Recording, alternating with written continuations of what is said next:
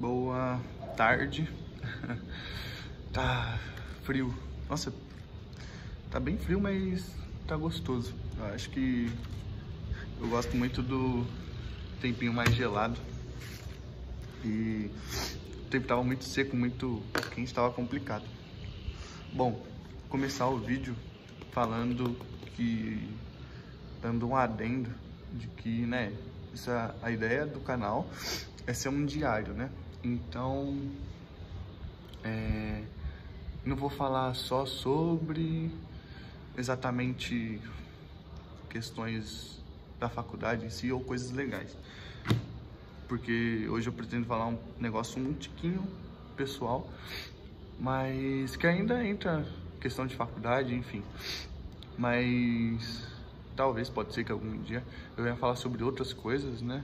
Dependendo de como for a semana, que não cheguem a ser tão ligados à faculdade. Então, enfim, é para ser um diário, como se fosse o Jack Sparrow do Piratas do Caribe gravando um diário de bordo. Bom, dito isso, hoje é dia 15/9/2024, 3h12. Eita, meu, quase caí. Tá aí. Bom, eu vou começar falando sobre uma coisa que me veio essa semana, que é sobre algumas... Eita, espero que o vento não atrapalhe o áudio. Sobre algumas deduções que os professores fazem, porque eu, pelo menos, no quesito de... quando eu vou ensinar alguém, né? Eu acho que eu sou adepto de ensinar como se todas as pessoas fossem amebas, independente de quem seja. E não porque eu sinto que as pessoas são mais burras que eu, mas que tem a questão de que a gente não sabe até onde a pessoa sabe, né?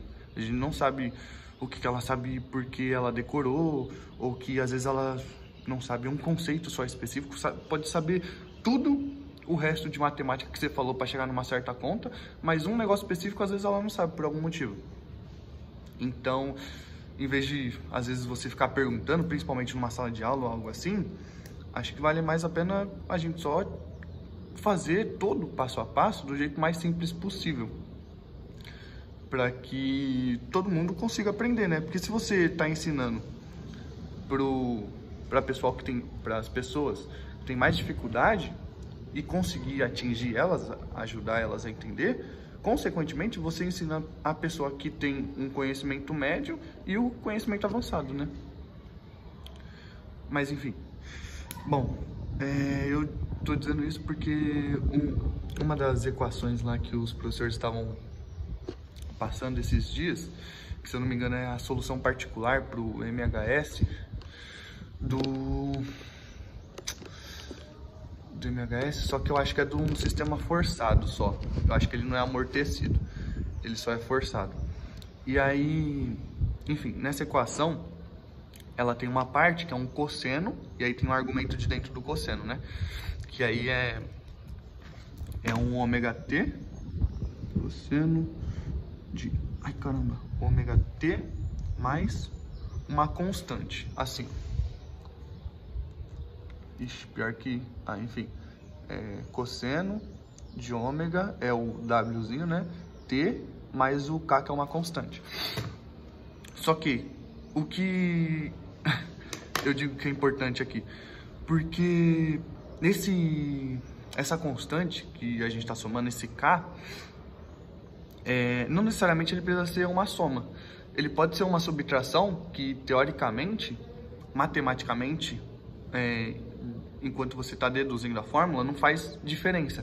Só que, mais pra frente, se você colocar um menos, faz diferença. E aí os professores, em situações como essa, em vez de ele fazer com, sei lá, com menos, às vezes até mais legal, e depois mostrar que vai dar errado, explicar o porquê vai dar errado, ele simplesmente coloca com mais. E às vezes, que é pior ainda, ele só coloca com mais e não explica que se você colocar com menos, isso vai dar problema mais pra frente. Então, bom, isso é uma coisa que me agonia um pouco, porque, né, eu gosto de que as coisas sejam explicadas da forma mais simples possível, e às vezes quando eles fazem essas coisas parece que eles estão tirando do bolso uma carta mágica e, sabe, fazendo isso porque ele já sabe o que vai acontecer no futuro. Eu não gosto. Eu prefiro que dê errado e ele mostre que dê errado, que vai dar errado, mostra como faz certo.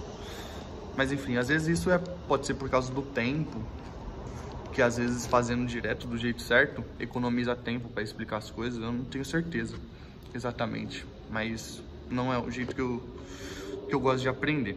Bom, segundo tópico é... Ai, que frio!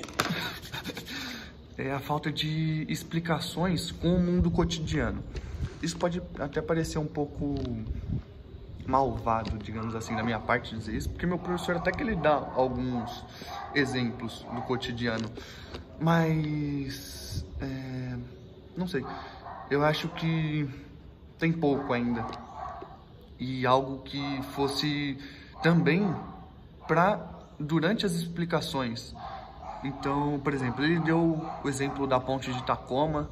Se vocês não conhecem, é bem interessante depois procurar. É uma ponte que ela começou a oscilar lá por causa do projeto de engenharia que fizeram e ela acabou rompendo.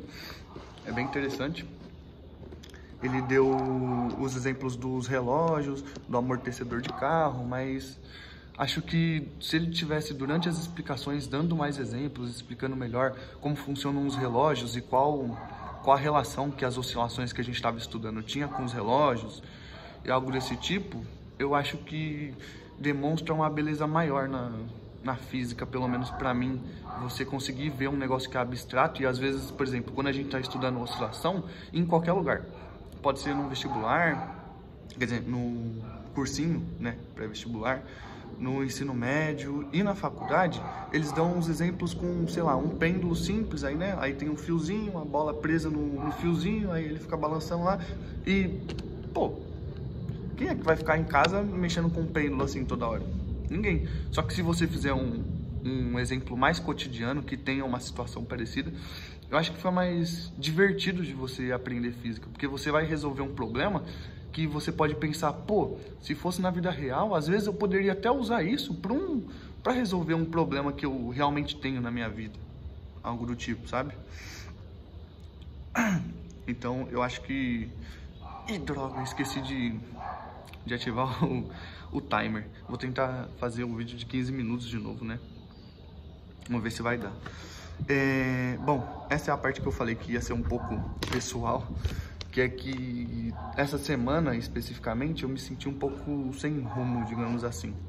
Que eu senti como se eu só tivesse, sei lá, robotizado, sabe?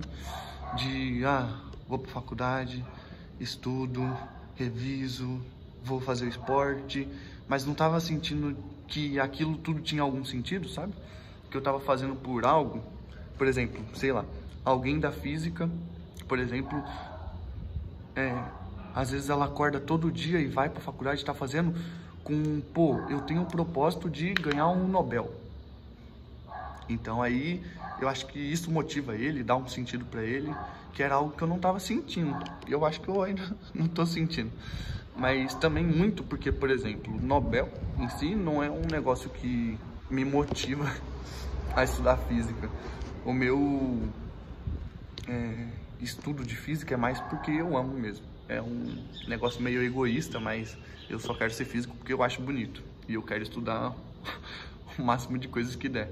E transformar isso em algo que dê dinheiro. Então, no sentido de pesquisa, né? Então, tanto que eu não me importo muito com a área que eu vá pesquisar no futuro. Eu, gostando, tanto faz. Mas enfim, eu tava com esse sentimento e ainda tô um pouco com esse sentimento porque eu não tenho muito de um propósito, sabe? Então eu tô bem meio que robótico, só fazendo as coisas porque tem que fazer, sabe? O penúltimo tópico é de que eu também tô me sentindo um pouco caindo no clichê. E qual o clichê que eu digo? De, pô, sabe aquele negócio, e no preconceito também, de você pensar em, nossa, os físicos, se você for na sala de um físico, ele vai ter um pêndulo de Newton, um negócio meio desses. Eu acho que inevitavelmente a gente acaba caindo nesses preconceitos e clichês, porque inevitável. Eu digo isso porque agora, com os estudos de oscilações, e tá acabando, graças a Deus, segunda-feira eu vou ter a prova de oscilações, e aí começa a ondas, que eu acho que depois que acabar oscilações vai ficar muito melhor. Porque aí vai ter ondas, e em ondas a gente estuda a ótica, isso não estava planejado, né? Mas enfim, vou correr aqui. Onde a gente estuda a ótica, a acústica, que são coisas que dá para ver mais no dia a dia, assim, e vai ser muito bonito aprender isso, entender melhor como funciona, principalmente porque eu não tive isso no ensino médio. Então eu vou praticamente aprender pela primeira vez. E oscilações também, eu não tive direito no ensino médio, então é divertido até ter aprendido. E termodinâmica depois no final, que é um negócio muito bonito, muito legal, que é uma das áreas que eu seguiria para fazer pesquisa. E vamos ver. Esse vai ser um primeiro passo para saber se eu faria uma IC em termodinâmica, algo assim. Tipo plasmas, que eu sei que é um negócio que a USP faz. E aí, no caso, por causa de oscilações, eu quero comprar um relógio futuramente de pêndulo. Sabe aquele relógio de vovô, aquele relógio de parede, que tem um pêndulozinho, pum, pum, tipo aqueles também de filme, né, do Cuco, se eu não me engano, tem um pêndulozinho. E cara, a ideia por trás, por conta das oscilações e o sistema que funciona por trás, para ele continuar oscilando da maneira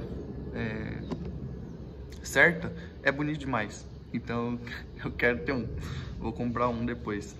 Infelizmente é caro, então vou ter que juntar uma grana.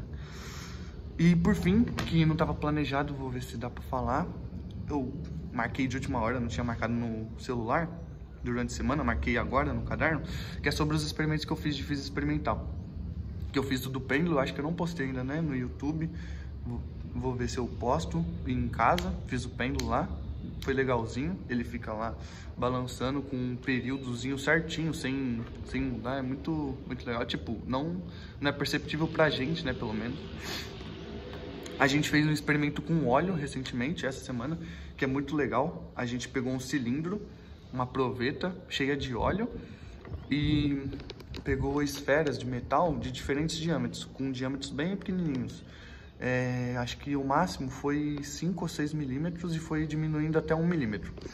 E aí é legal porque basicamente o óleo funciona igual vários meios, né, que você pode colocar um objeto, ele oferece uma resistência ao movimento do objeto. E aí então quando você solta a bolinha, basicamente lá em cima do óleo no início, ele começa a cair e dependendo do diâmetro, a bolinha cai com uma velocidade diferente.